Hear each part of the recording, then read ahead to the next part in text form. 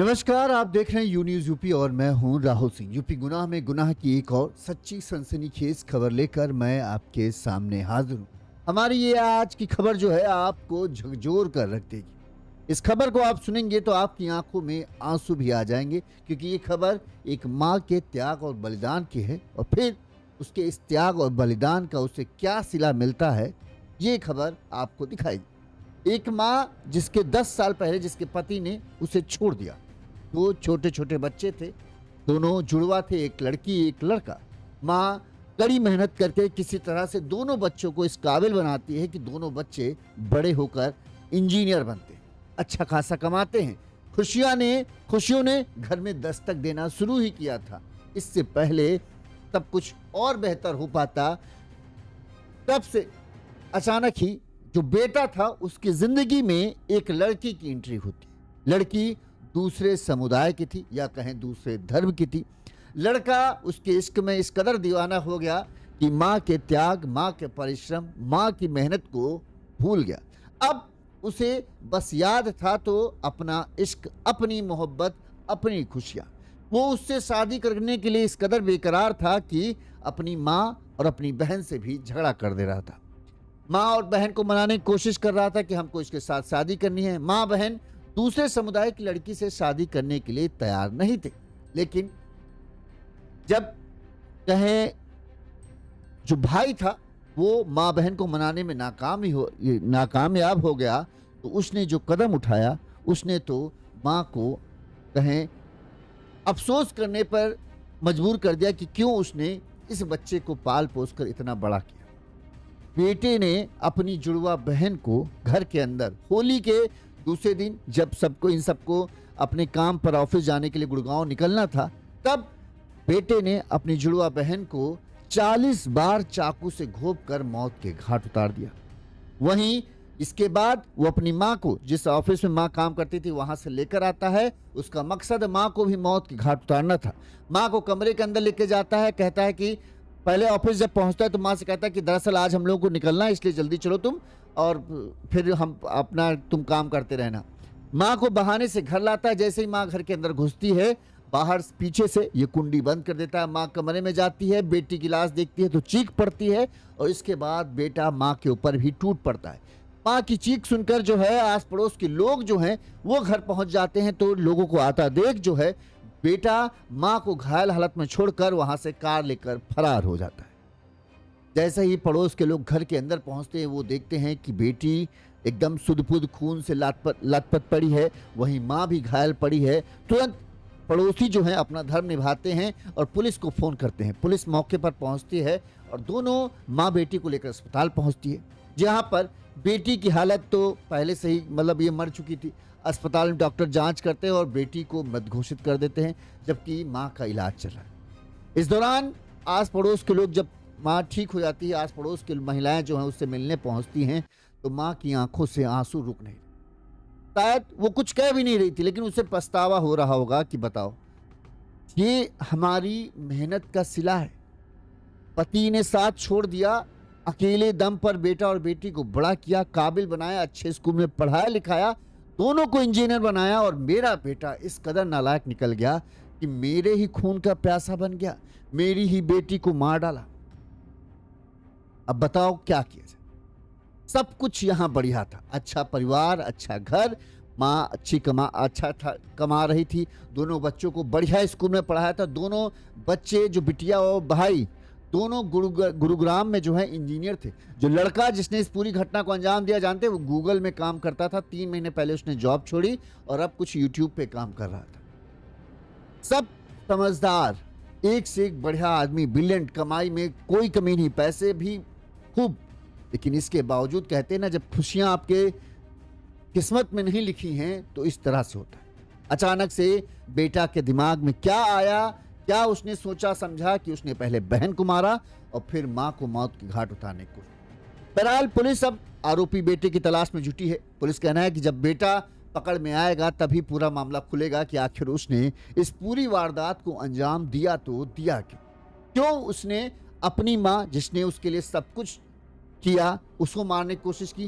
क्यों उसने अपनी जुड़वा बहन को मार डाला, जो बहन उसे भाई था ही, सगा भाई, और सब कुछ उसे मानती थी। उस भाई ने क्यों अपनी बहन को मार डाला? ये तमाम तरह के सवाल हैं जिनके जवाब पुलिस ढूंढ रही है। मां नीलिमा से पूछताछ में जो पता चला वो बस यही पता चला कि लड़के को जो है, अगर उसकी नाराजगी थी तो सिर्फ इस बात की थी कि वो शायद एक दूसरे समुदाय की लड़की से प्यार करता था, और हम लोग जो हैं, माँ और बेटी जो है, उसकी इस शादी के लिए तैयार नहीं थे। इसी बात से वो नाराज था। उसके अलावा और कोई ऐसी वजह नहीं है जिसकी वजह से वो इतनी बड़ी वारदात को अंजाम दे सके। अभी तक यही बात चला है। पूरा घटनाक्रम हम आपको सिलसिलेवार तरीके से बताते हैं ताकि आपको पूरा मामला समझ में आए। उससे पहले एक छोटी सी अपील, अगर आपको हमारी खबर अच्छी लगती है, आपको लगता है हम सही तरीके से खबरें दिखा रहे हैं, तो आप हमें अपना सहयोग आर्थिक तौर पर दे सकते हैं। हमारा फोन पे नंबर स्क्रीन पर फ्लैश हो रहा है। इस नंबर पर आप अपने सामर्थ्य, अपनी क्षमता अनुसार हमें आर्थिक तौर पर मदद भेज सकते हैं, जैसे हमारे इन दर्शकों ने हमें मदद भेजी है। इसी तरह से अपना सहयोग देता रहे, हम आपके आभारी रहें। चलिए पूरी खबर हम आपको बताते हैं कि आखिर पूरा माजरा क्या है।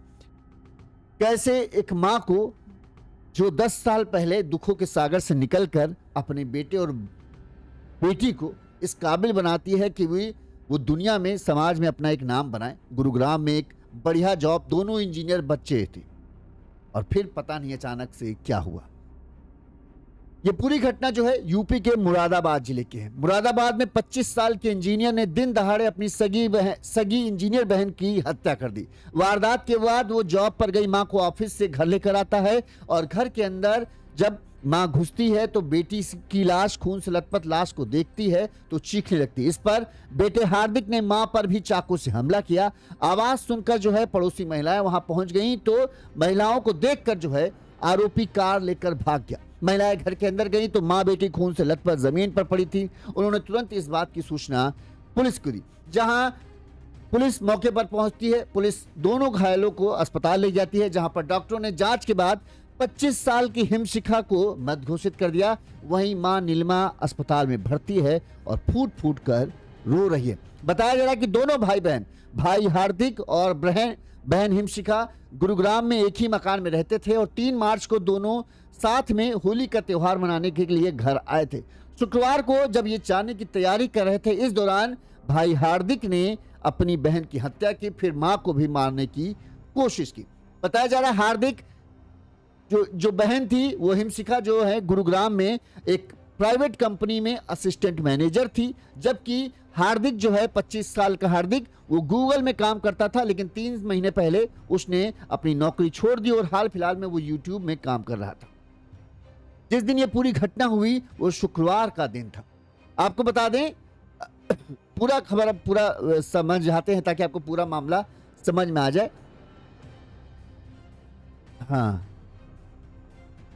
मूलतः जो नीलिमा है, जिनके घायल हैं, जो अस्पताल में है, जो मां है, ये बताते हैं कि बदायूं जिले के सिविल लाइन थाना क्षेत्र के जोगीपुरा के रहने वाली नीलिमा अपने पति इंद्रजीत के साथ 1990 में मुरादाबाद में आकर बस गई थी। लेकिन इसके कुछ ही साल बाद जो है इनके पति इंद्रजीत ने नीलिमा से अपने संबंध खत्म कर लिए थे, और नीलिमा जो है अपने 2 बच्चों के साथ अकेले ही मुरादाबाद में कहीं रह रही थी और अपने बच्चों को अच्छी परवरिश देने के लिए संघर्ष कर रही थी। अब पति ने छोड़ दिया, अब नीलिमा के ऊपर इन दोनों बच्चों की जिम्मेदारी थी, और नीलिमा ने बड़ी ही बखूबी से, ये दोनों जुड़वा थे, हार्दिक और हिमशिखा, दोनों 25 साल के थे, दोनों एक ही दिन पैदा हुए थे, दोनों को संभालने की जिम्मेदारी नीलिमा के ऊपर थी। अच्छी पढ़ाई, अच्छा जीवन, और ऊपर से अच्छे स्कूल के लिए पैसे की व्यवस्था। तो नीलिमा प्राइवेट कंपनी में, शायद एक इंश्योरेंस कंपनी में जो है वो जॉब करने लगी, और ठीक ठाक जॉब करती थी। इसके बलबूते उन्होंने जो है मझोला थाना, मुरादाबाद के मझोला थाना क्षेत्र के बुद्धि विहार के सेक्टर 2 में गणेश पार्क के सामने किराए पर एक मकान लिया। ये पूरा मकान इन्होंने किराए पर ले रखा था।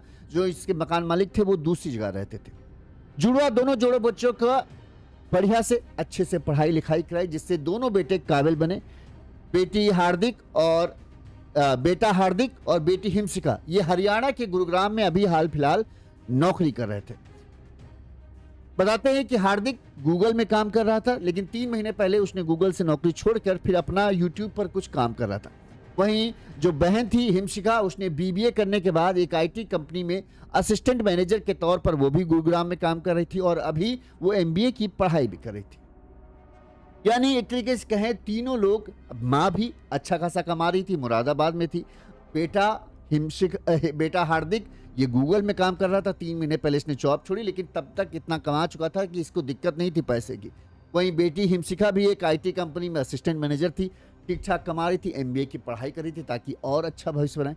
तो एक तरीके से कहें, जो नीलिमा ने पति के छोड़ने के बाद अपनी तपस्या की कि दोनों बच्चों को सफल बनाना है, दोनों बच्चों को एक अच्छा करियर देना है, वो उसकी तपस्या एक करीब-करीब सफल हो चुकी थी। दोनों बच्चे अब पूरी तरीके से सेटल हो चुके थे और अपने अपने भविष्य के लिए आगे बढ़ते जा रहे थे और भविष्य सबको दिख रहा था कि उज्जवल है।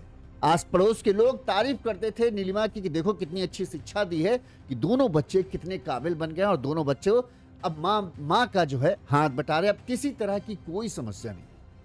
नीलिमा भी इस चीज से बड़ी खुश थी। लोग जब तारीफ करते हैं आपके सामने आपके बेटा या बेटी की, तो आपका सीना जो है चौड़ा हो जाता है कि चलो हमने जो तकलीफें सही उसका हमें फल मिल रहा है। नीलिमा के साथ भी ये था। सब कहते बताओ अकेले यार दोनों एक बेटा और बेटी को इस काबिल बनाया कि दोनों बताओ इतनी अच्छी जॉब कर रहे हैं, अब सब बढ़िया है, घर में किसी तरह की किसी चीज की कमी नहीं, जो चीज चाहे खरीद सकते थे क्योंकि तीनों कमा रहे थे। पैसे की नहीं कमी, ना ही किसी चीज की सुख सुविधाओं कमी, सब कुछ बढ़िया। 2 तारीख को इसी खुशी हंसी खुशी में त्योहार था। 2 तारीख को होली का त्योहार था, जानते हैं। 2 तारीख को हरियाणा के गुरुग्राम से ही हिमशिखा और हार्दिक गाड़ी से जो है दोनों भाई बहन घर में होली मनाने के लिए आते हैं। नीलिमा भी बहुत खुश थी कि दोनों बच्चे त्योहार पे चलो उनके यहाँ आ जाते हैं, उनके साथ आ जाते हैं, नहीं तो ऐसे तो अकेले ही रहते हैं, लेकिन त्योहार में बच्चे आ जाते तो उनकी खुशी दोगुनी हो जाती थी। शुक्रवार को होली मनाने के बाद शुक्रवार को दोनों भाई बहन को, हिमशिखा और हार्दिक को, हरियाणा वापस जाना था गुरुग्राम। लेकिन जो है तैयारी सब हो रही थी। हिमशिखा ने अपना बैग वैग पैक कर रखा था। माँ का ये था कि तुम लोग शाम तक निकलोगे, तब तक हम जो है ऑफिस से वापस आ जाएंगे और फिर तुम लोग अपना चले जाना। तो दोनों ने कहा ठीक है। माँ अपना सुबह अपना ऑफिस चली गई। इस दौरान ये दोनों अपने घर में तैयारी करते रहे। बताते हैं कि दोपहर के करीब 12 साढ़े 12 बजे के आसपास जो है अचानक से ही पता नहीं हार्दिक और हिमशिखा के बीच में क्या हुआ कि हार्दिक ने अपनी बहन के गर्दन, चेहरे और शरीर पर चाकू से करीब करीब 1 नहीं, 2 नहीं, 3 नहीं, 10 नहीं, 15 नहीं, 20 नहीं, 40 बार चाकू से वार करके हिमशिखा को खून से लथपथ कर दिया, मौत के घाट उतार दिया। और उसके शव को जो है उसने क्या किया, एक कंबल में बांधकर कमरे में रख दिया। इसके बाद वो गाड़ी बाहर निकलता है, बाहर गेट पर ताला कुंडी लगाता है और गाड़ी में बैठकर चला जाता है माँ के ऑफिस। माँ के ऑफिस पहुंचता है। यहाँ माँ से कहता है कि माँ देखती है बेटे को, अचानक तुम यहाँ क्यों?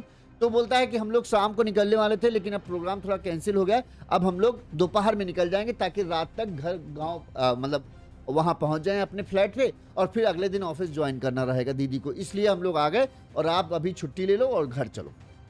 माँ को लगा चलो ठीक है भाई, इनका जाना ज़्यादा ज़रूरी, हम तो यहीं पे हैं। तो लिहाजा उन्होंने ऑफिस से छुट्टी ली और अपने बेटे के साथ जो है घर वापस आ गए।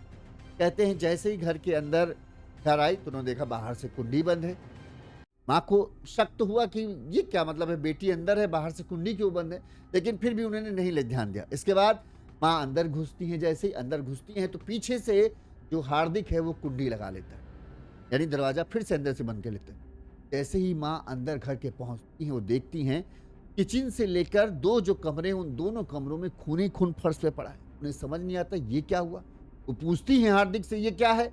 हार्दिक कहता है कुछ नहीं, ऐसे वो दीदी को चोट लग गई। और जैसे ही नीलिमा जो है कमरे में पहुंचती हैं वो देखती हैं कि जो कंबल है उसमें उनकी बेटी की लिपटी हुई है और पूरे कंबल जो है खून से भीगा। वो चीख पड़ती है देखकर, और जैसे ही माँ चीखती है हार्दिक उन पर भी टूट पड़ता है। बताता है उनके ऊपर भी चाकू से कई वार काट देता है। लेकिन इस दौरान जो माँ के चीखने की आवाज़ सुनकर जो है आस पड़ोस में जो लोग महिलाएं थी वो तुरंत आ जाती हैं। पीछे देखते हैं कि लोग इकट्ठा होना शुरू होते हैं। जैसे ही लोग इकट्ठा होना शुरू होते हैं तो हार्दिक घायल माँ को छोड़कर तुरंत बाहर निकलता है, गाड़ी में बैठता है और निकल जाता है। इस दौरान पड़ोस की महिलाओं ने कहा कि हमने आवाज़ दी हार्दिक को, क्या हुआ क्या हुआ, लेकिन हार्दिक ने हमारी नहीं सुनी और वो तुरंत गाड़ी स्टार्ट करके तेजी से भाग गई। इसके बाद हम लोग जो महिलाएं थी, पड़ोस के लोग थे, अंदर घुसते वो देखते हैं भयावह नज़ारा देखकर दंग रह जाते। उन्हें समझ नहीं आता कि आखिर हुआ क्या। खून से लथपथ हिमशिखा तो बिल्कुल हिली डुली नहीं थी, वहीं नीलिमा जो है दर्द से करा रही थी। तुरंत ही पड़ोसियों ने इस बात की सूचना पुलिस को दी। मौके पर पुलिस टीम पहुंचती है। दोनों को तुरंत ही सबसे पहले एम्बुलेंस की मदद से अस्पताल भेजा जाता है, जहां पर डॉक्टरों ने जांच के बाद बिटिया हिमशिखा को मृत घोषित कर दिया। वहीं नीलिमा का अस्पताल में इलाज चल रहा है। बहरहाल अब वो खतरे से बाहर बताई जा रही है। इस तरह से दोहरे हत्याकांड की कोशिश को जैसे ही खबर मिलती है, तमाम बड़े पुलिस अधिकारी भी मौके पर पहुंच जाते हैं। एसपी सिटी कुमार रणविजय सिंह ने बताया कि आरोपी की तलाश की जा रही है। घायल महिला का जिला अस्पताल में इलाज चल रहा है। नीलिमा से पूछताछ में पता चला कि किसने ये वारदात किया, तो नीलिमा ने बताया कि बेटे ने ही ये सब कुछ किया है। बेटे की तलाश में पुलिस की टीमें लगी हुई, जगह जगह छापेमारी की जा रही है, लेकिन अभी तक जो है हार्दिक पकड़ में नहीं आया। वहीं नीलिमा से पूछताछ की गई कि आखिर क्या वजह हो सकती है। नीलिमा ने जो बताया वो हम आपको बताएंगे। सबसे पहले इस मामले में पुलिस ने क्या कहा वो सुनिए। सिविल हॉस्पिटल में एक महिला आई है जिसको इंजरी है। क्या सर पूरा मामला क्या है? देखिए, थाना क्षेत्र मझोला में बुद्धि विहार कॉलोनी है, वहाँ पर आर्यन स्कूल के पीछे अभी अब से कुछ देर पहले 1:30 के आसपास सूचना मिली कि वहाँ पे एक भाई ने अपनी मदर और अपनी सिस्टर पे अटैक कर दिया है। उसके बाद उसकी बहन थी, उसको यहाँ दोनों को यहाँ लाया गया हॉस्पिटल में, लेकिन जो सिस्टर थी वो ब्रॉड डेड थी यहाँ पर, और जो मदर है उनका इलाज चल रहा है। ये जो लड़का है ये इसका नाम हार्दिक है, और ये अपनी सिस्टर के साथ यानी जिसकी डेथ हुई है उसके साथ गुड़गांव में काम करता था, और ये होली की छुट्टी पे ये सब यहाँ आए थे, और उसके बाद आज इनको यहाँ वापस जाने की तैयारी थी। अब क्या रीज़न रहा है ये चीज़ हम भी प्रयास कर रहे हैं जानकारी प्राप्त करने का, लेकिन अभी वो यहाँ से घटना करके भाग गया है। उसके पास एक गाड़ी है, उस गाड़ी का डिटेल्स हम लोगों के पास है, हम लोगों ने फ्लैश किया है, उसके पीछे हमारी टीम लगी हुई है। तो अब ये सारी जानकारी मिल पाएगी कि आखिर में क्या इसको ग्रस्त था।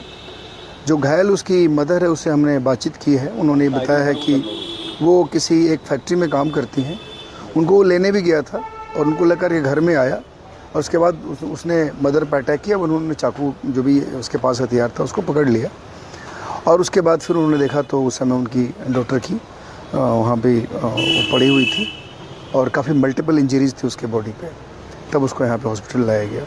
अभी पूरी घटनाक्रम की जानकारी प्राप्त की जा रही है कि आखिर में भाई ने ऐसा क्यों किया अपनी बहन और माँ के साथ, और इसमें जो भी जानकारी होगी आप लोग को प्रयोग करते हैं। आरोपी सर कौन है? प्रोफेशन क्या? नहीं, देखिए, वो और उसकी सिस्टर, लड़के का नाम हार्दिक है, और ये लगभग 25 साल की उम्र इसकी बताई गई है, और ये वहाँ पे लगभग मदर के अनुसार तो 1.5 साल से कोई काम नहीं कर रहा था, लेकिन ये संभवतः उन्होंने बताया कि यूट्यूब वगैरह पे कुछ काम करता है। उसने केवल इतना बताया है।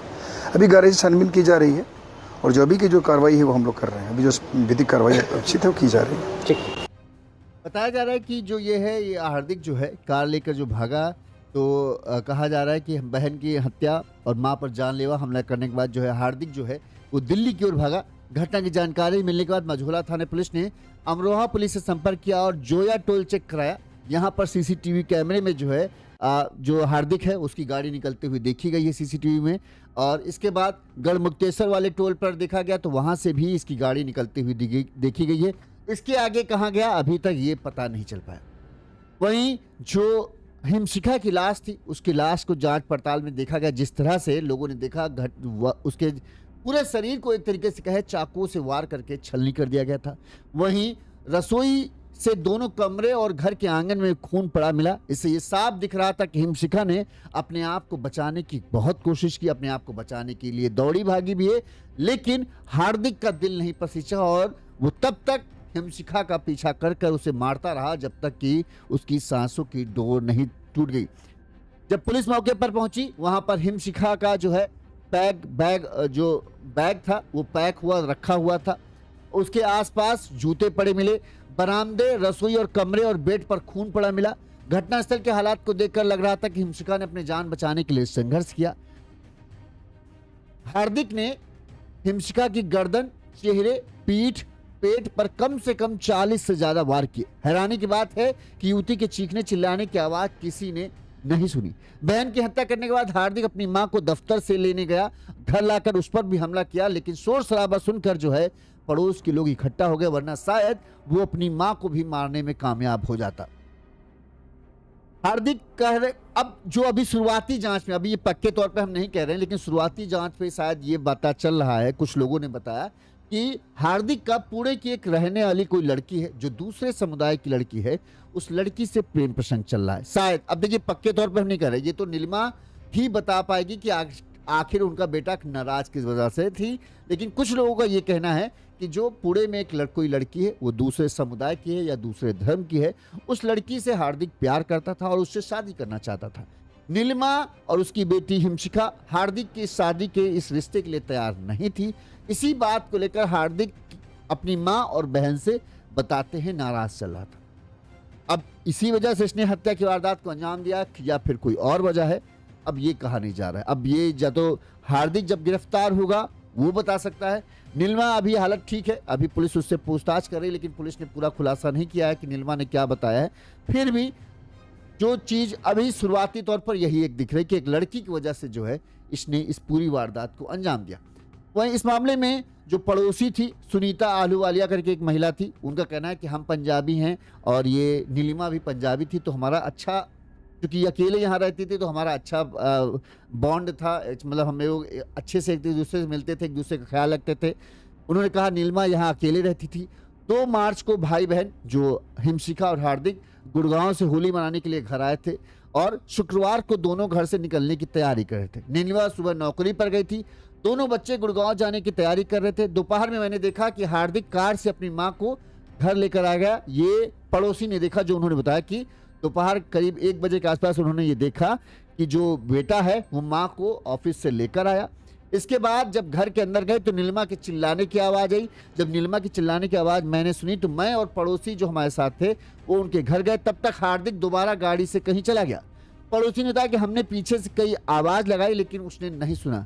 हम लोग जब नीलिमा के घर के अंदर गए तो देखा नीलिमा और हिमशिखा उसकी बिटिया दोनों खून बह रहा था, दोनों खून से लथपथ थे। इसके बाद हमने पुलिस को सूचना दी और जिसके बाद पुलिस यहाँ पहुंची और फिर दोनों को अस्पताल ले जाया गया, जहां हिमशिखा की जब 40 बार किसी को चाकू मारा जाएगा तो कहां बच पाएगी। नीलिमा अस्पताल में भर्ती हैं, उनकी आंखें कहें शायद उनको जख्म से उतना दर्द नहीं हो रहा होगा जितना दर्द उन्हें इस बात से हो रहा है कि उनके बेटे ने ये जख्म दी। अकेले ही अपने जुड़वा बच्चों को उन्होंने पाला, उन्हें पढ़ाया लिखाया, इस काबिल बनाया कि दोनों इंजीनियर बनकर जिंदगी में अच्छा मुकाम हासिल कर सके।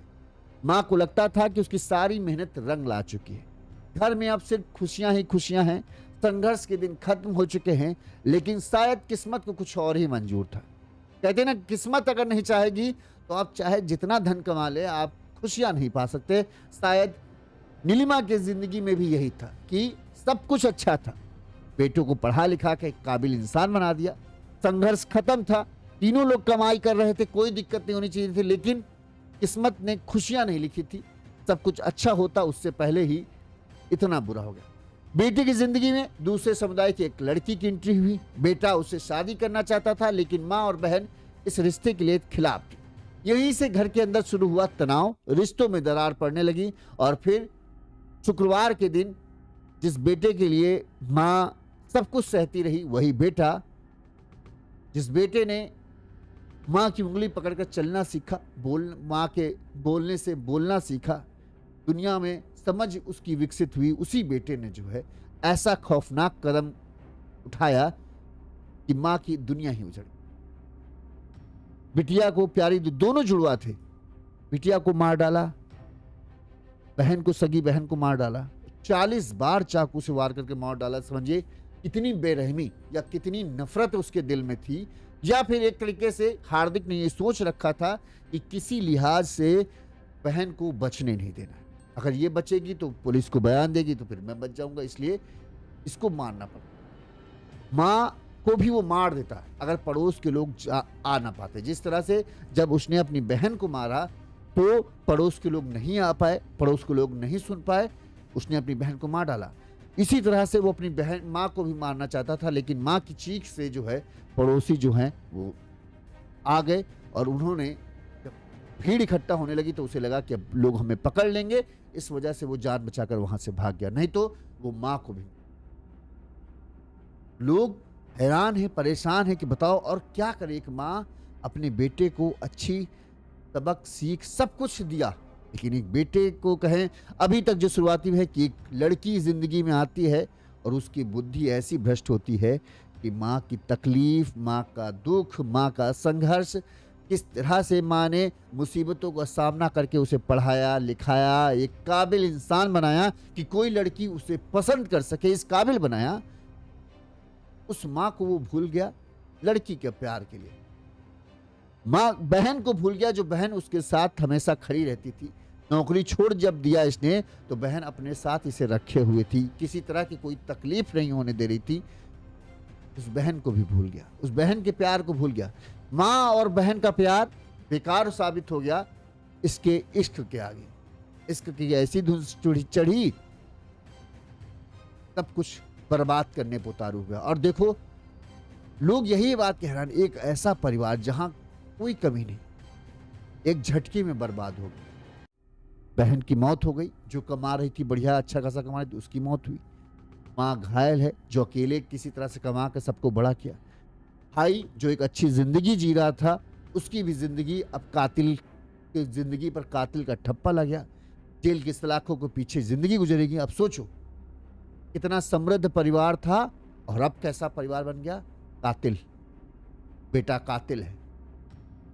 एक झटके में सारा मान सम्मान, सारा संघर्ष सब खत्म हो गया। इसी वजह से शायद नीलिमा जो है रो रही है। वो इस वजह से नहीं रो रही है कि उनको चाकू लगा, या उसका दर्द जो है वो बहुत बड़ा है। तो दुख इस बात का है कि इतनी तकलीफ, इतना संघर्ष सहने के बाद मिला क्या? कातिल बेटा। एक बेटी जो काबिल थी, अब वो इस दुनिया में नहीं रही। उसे किसने मारा? उसी के बेटे ने। जिस बेटे को काबिल बनाया, जिसको ऐसा बनाया कि कोई लड़की उसे पसंद करे, उसने इतना बड़ा कांड कर दिया जिसके बारे में नीलिमा ने सपने में भी नहीं सोचा। हम आप भी अपने बच्चों को बड़ा करते हैं, हम आप अपने बच्चों को काबिल बनाने की सोचते हैं। भले ही हम कम खाएं या कम पहने, अपने बच्चों के सब कुछ बढ़िया करते हैं ताकि वो काबिल बने। क्योंकि हमें खुशी होती है जब लोग कहते हैं अरे वाह इनके बेटे। अब सोचो, शुक्रवार से पहले तक लोग नीलिमा की तारीफ करते थे कि अकेले नीलिमा ने किस तरह से अपने बच्चों को इस काबिल बनाया कि दोनों बच्चों देखो, बताओ कहाँ, एक बेटा गूगल में नौकरी करता है, एक बेटी जो है वो आईटी सेक्टर में असिस्टेंट मैनेजर है। अकेले के दम पर उसने ये सब किया। लोग तारीफ करते थे नीलिमा की हिम्मत की कि उसने बिना किसी मर्द की मदद के ये सब काम करके। नीलिमा अपने बच्चों की तारीफ सुनती थी तो उसको गर्व महसूस होता था कि हाँ, मैंने किया, अपने बच्चों को बनाया। और 2 दिन में सब कहानी कैसे पलट गई। आज वही लोग कह रहे हैं बताओ यार ये कैसे बच्चा है कि अपनी बहन को मार डाला, अपनी माँ को मार डाला। कैसे संस्कार दिए कि बेटा इस माँ के लिए इससे बड़ा दुख कुछ ही नहीं हो सकता। जब उसका बेटा नालायक निकल जाए ना, सपने में भी नीलिमा ने नहीं सोचा था। नीलिमा को लगता था उनके दोनों बच्चे बहुत अच्छे हैं, बहुत प्यार करते हैं, समझदार हैं, अपनी ज़िंदगी में आगे और ज़्यादा आगे बढ़ेंगे। लेकिन नहीं पता था कि होली का जब वो घर आएंगे तो ये सब हो जाए। इस खबर पर जो भी आगे अपडेट आएगा, हार्दिक पकड़ा जाता है, तब हार्दिक से पूछताछ में क्या निकल कर सामने आता है, जो भी होगा हम आपको बताएंगे। देखते रहिए यू न्यूज़ यूपी। इस खबर पर आपकी क्या राय, हमें कमेंट करके ज़रूर बताइएगा। हम आप तक इस तरह की खबरें पहुंचाते रहेंगे ताकि आप सतर्क रहें, सावधान रहें और समझें कि दुनिया में अब कुछ भी मुमकिन है, कोई अपना नहीं है। सब मौका परस्त इंसान है। जिस दिन जिसको मौका लगेगा उस दिन वो क्या कर जाएगा पता नहीं। नमस्कार।